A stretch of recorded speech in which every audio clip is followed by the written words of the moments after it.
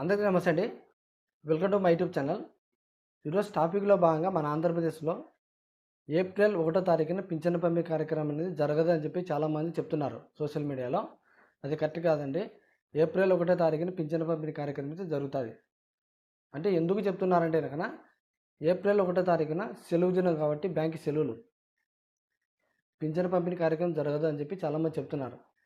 అంటే కనుక 29వ తారీఖు వీళ్ళు ఆల్రెడీ డబ్బులు తెచ్చుకున్నారు, బ్యాంకుకి వెళ్ళి డబ్బులు అయితే తెచ్చుకున్నారు సచివాలయ ఉద్యోగస్తులు. ఎందుకంటే 30వ తారీఖున సెలవు, 31 కూడా సెలవే. 30 వచ్చేసి ఉగాది పండగ, 31 వచ్చేసి రంజాన్ పండగ, 1వ తారీఖు కూడా సెలవే కాదనలేదు. అంటే 1వ తారీఖు సెలవు కాబట్టి పింఛను పంపిణీ కార్యక్రమం జరగదు అనే మాట వస్తుంది. ఆల్రెడీ 29వ తారీఖు డబ్బులు తెచ్చుకున్నారు కాబట్టి 1వ తారీఖున ఉదయం 7 గంటలకు పింఛన్ అనేది యథావిధిగా జరుగుతుంది. దాంట్లో ఎటువంటి డౌట్ లేదు. ఓకేనా? చాలామంది ఇట్లా ఫేక్ న్యూస్ అయితే చెప్తున్నారు. అది కరెక్ట్ కాదండి. ఖచ్చితంగా పింఛన్ పంపిణీ కార్యక్రమం అనేది ఏప్రిల్ 1వ తారీఖున జరుగుతుంది. ఓకేనా? అయితే ఇందులో ఇంకొక అప్డేట్ ఉంది. ఎవరైనా దివ్యాంగులు చదువుకున్నటువంటి దివ్యాంగులు ఉంటారు కదా, వారికి వచ్చేసి బ్యాంక్ ఖాతాలో జమ చేయడం జరుగుతుంది. అంటే చదువుకున్నటువంటి విద్యార్థులు ఎవరైతే ఉన్నారో దివ్యాంగులు, వారికి వచ్చేసి బ్యాంక్ ఖాతాలో జమ చేయడం జరుగుతుంది. ఎందుకంటే వాళ్ళు ఎక్కడో హాస్టల్లో ఉంటారు కాబట్టి వాళ్ళు ప్రతి నెల రావడానికి కష్టమవుతుంది. అంటే వాళ్ళ ఛార్జెస్, ఓకేనా, అక్కడ ఎగ్జామ్స్ ఉన్న ఇబ్బంది అవుతాయి కాబట్టి వాళ్ళు ప్రతి నెల రావాల్సిన ఇబ్బంది లేకుండా వారికి బ్యాంక్ ఖాతాలో జమ చేస్తామని చెప్పి చెప్పడం జరుగుతుంది. అంటే ఈ వ్యవస్థ 2014లోనే టీడీపీ గవర్నమెంట్ తీసుకొని వచ్చింది. అంటే అప్పటికి అందరికీ బ్యాంక్ ఖాతాలో వేసింది. కానీ ఎవరు ఉన్నారు, ఎవరు చనిపోయినారని గుర్తించడానికి గవర్నమెంట్కి అవకాశం లేకుండా పోయింది. అంటే చనిపోయిన వ్యక్తి కూడా అమౌంట్ మళ్ళీ నెక్స్ట్ నెల మళ్ళీ అకౌంట్లో వేయడం జరుగుతుంది. అది కరెక్ట్ కాదు కదా. కాబట్టి ఆ వ్యవస్థను తీసేసి కేవలం ఇప్పుడు దివ్యాంగులకు మాత్రమే బ్యాంక్ ఖాతాలో అమౌంట్ అనేది వేయడం జరుగుతుంది. ఓకేనా? అయితే ఇంకోటి, మనకు మే నెలలో, ఇది వచ్చే నెల ఏప్రిల్ తర్వాత మే నెలలో 93,000 వితంతు పింఛన్లు ఇస్తామని చెప్పి చెప్పడం జరుగుతుంది. అంటే కొత్తగా ఎవరైనా అప్లై చేసుకున్నారంటే ఎవరు అప్లై చేసుకోలే, అవునా కదా?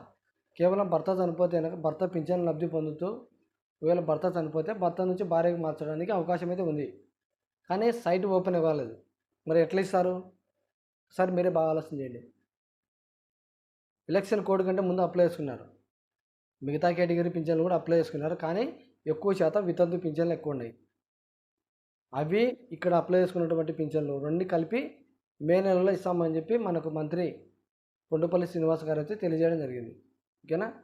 కాబట్టి ఎవరైనా అప్లై చేసుకునే వాళ్ళు ఉంటేనే కానీ మే నెలలో ఈ గవర్నమెంట్ అనేది కొత్త పింఛన్లు అనేది ఇవ్వడం జరుగుతుంది.